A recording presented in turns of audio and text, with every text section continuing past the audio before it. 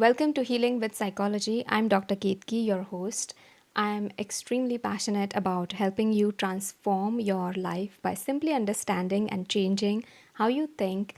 And I think it's honestly magical how your life can change if you simply understood how your brain processes emotions and how that affects everything in your life. When you learn to catch those negative thoughts and reframe them, that's where the magic starts. Today, we're going to talk about something everyone wants to master, which is manifestation. So, we all want to manifest our dream lives, whether that's financial abundance or a beautiful home or a deeply loving relationship.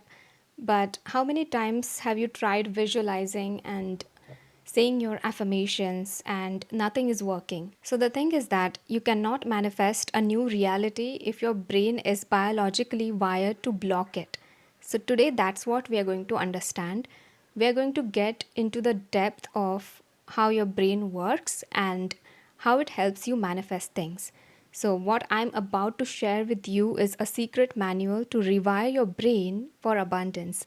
Jim Rohn once said, our emotions need to be as educated as our intellect. And that is so true, right? We spend years in school educating our intellect, but who teaches us how to handle our emotions or change our belief systems?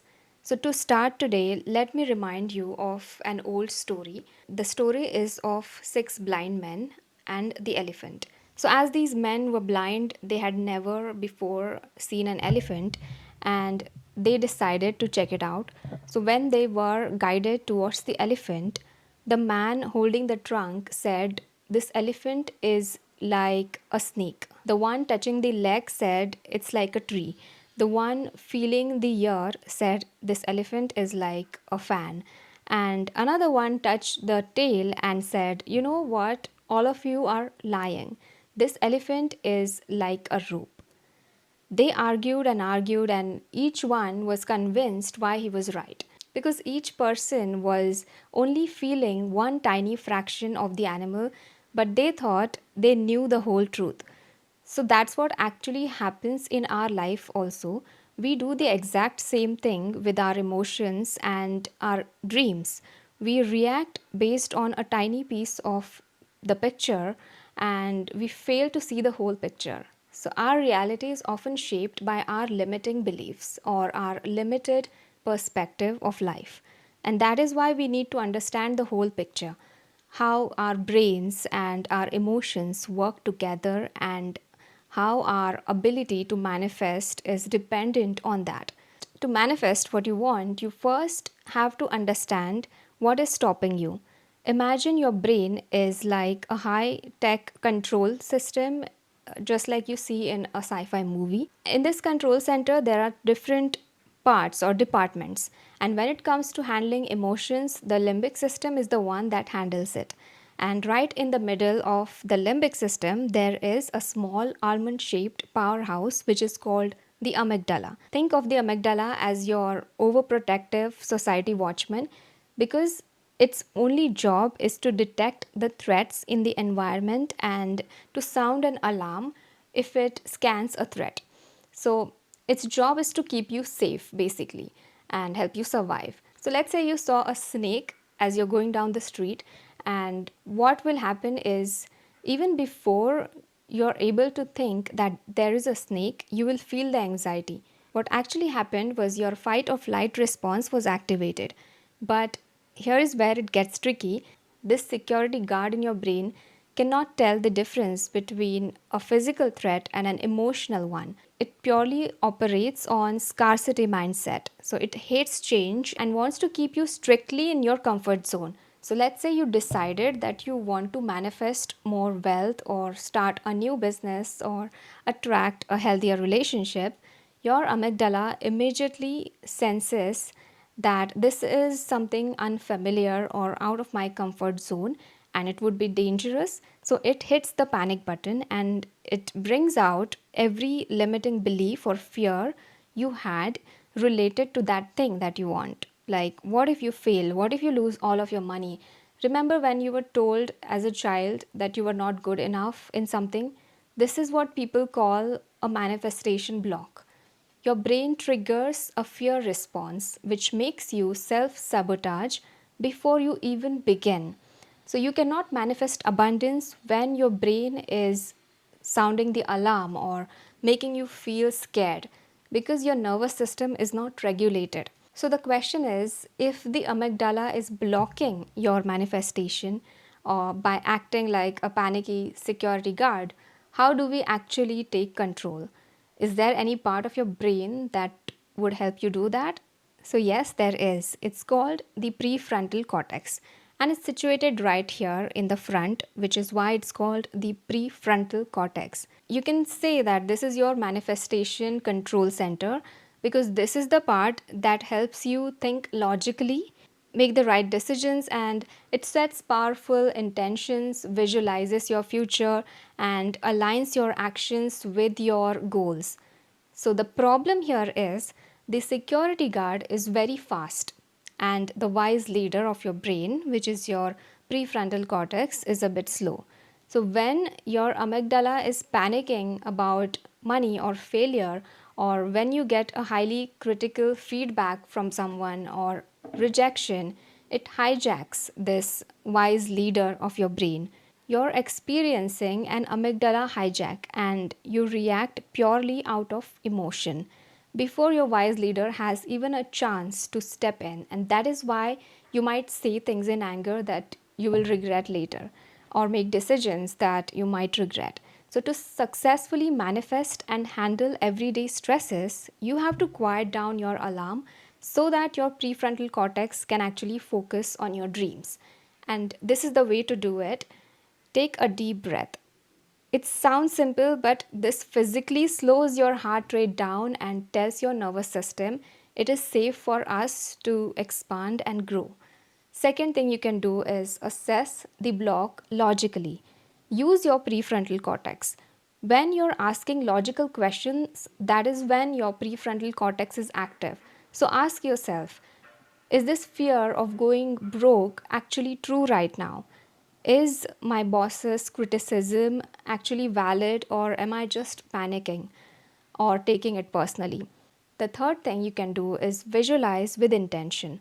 Once you stop feeling scared, use your wise leader or your prefrontal cortex to vividly imagine what you exactly want and picture it, or create a calm and thoughtful response to whatever is stressing you out. Make a plan. When you practice mindfulness or meditation, even just taking a few minutes a day to simply sit in silence, you're not just relaxing.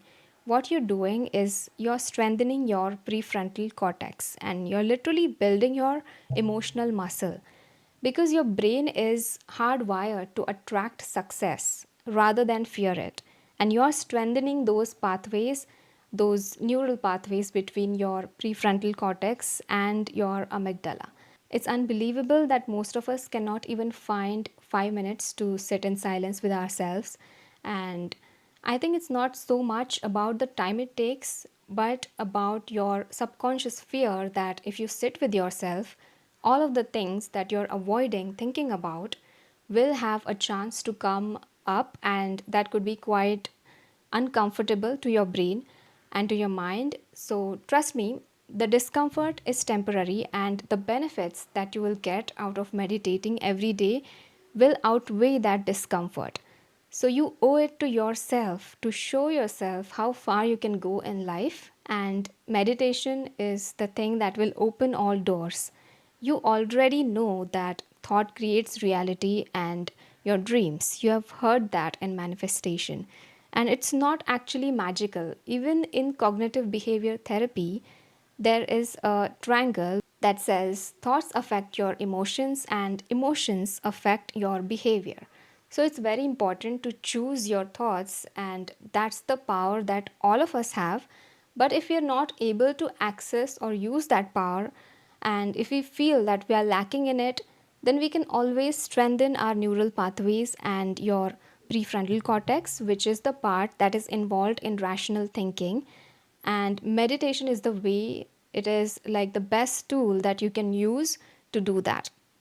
Finally, let's talk about the third part of your brain, and I love this because I don't think anyone has ever thought of it like the way I use it.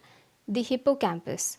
If amygdala is your security guard and the prefrontal cortex is your wise leader, your hippocampus is your brain's librarian. It is responsible for storing and retrieving your memories. So, if you're a fan of Harry Potter, think of your hippocampus like the pensieve, which is that magical glowing basin where you can pull out your old memories and your experiences from. Imagine that you're sitting in a gorgeous and aesthetic cafe and a song from the 90s plays on the speaker. Instantly, you will be flooded with the memories of that song or the phase of life that you were in when that song came out, and all those emotions will resurface. Now, this can go both ways. It can make you feel sad or it can make you feel happy. So, the number one rule of manifestation is that you have to feel the reality of the desire before it arrives. You have to match that vibration of abundance, and your hippocampus is the tool that you can use it for. You can actively use this to raise your vibration and heal yourself. So, there are many ways to do that, like recalling the past abundance. Remember the time that you received unexpected money, or made a lot of money, or felt incredibly lucky. If you could do it once, it's an evidence that you can do it again. It's all inside of you. Notice how your body physically relaxes when you think that thought and how expansive you start feeling. Secondly, you can borrow the feeling. If you're trying to manifest a dream vacation, pull up the memory of your favorite place or your favorite trip and feel the sunshine, hear the laughter. Your brain doesn't actually know the difference between a vividly recalled memory and a current reality. So, when you feel it right now, when you feel that joy, you become a magnet for more. And the third way is for anyone going through tough times, maybe like a breakup or a loss. It's all about creating new positive associations with the things around you. If a certain place reminds you of an old heartbreak or a past failure, don't avoid it. That's what we naturally do. But you need to go there and enjoy and laugh and take pictures and force your brain to create a new happy memory to overwrite the old one. So, manifestation is not magic, it's simply science. Understanding how your brain processes emotions is the ultimate game changer for your journey. So, yes, your amygdala might throw up some blocks out of fear and sound the alarm and make you feel even more scared. But with practice, if you strengthen your prefrontal cortex, you will be able to focus on your dreams and think rationally and choose the right kind of thoughts that will attract what you want in your life. It's actually that simple, and there is no other secret to it. So, you have the power to rewrite your story, and your brain can be your best friend or your worst enemy. It all depends on how you use it. Now, before we wrap up, I have a quick mental exercise for you today. So, sometime this evening, I want you to intentionally activate your hippocampus. You can play a song that reminds you of the time that you felt extremely happy and completely unstoppable, or you can look through your old photos and remember that joy, and you will notice how quickly your body physically relaxes into a state of receiving. Now, if you love this episode and you want to dive deeper into clearing out those mental blocks, you can check out my books, The Emotional Reset, and my latest book, 101 Ways to Stop Overthinking, and The Art of Traveling Light, which will be coming soon. So, all of these books are written to specifically help you clear your mental blocks, your mental clutter, and overcome those limiting beliefs. The goal is to live the life that you deserve and reach your fullest potential. So, thank you so much for tuning in today. And remember to take a pause and take a deep breath and let your wise leader take charge of your life.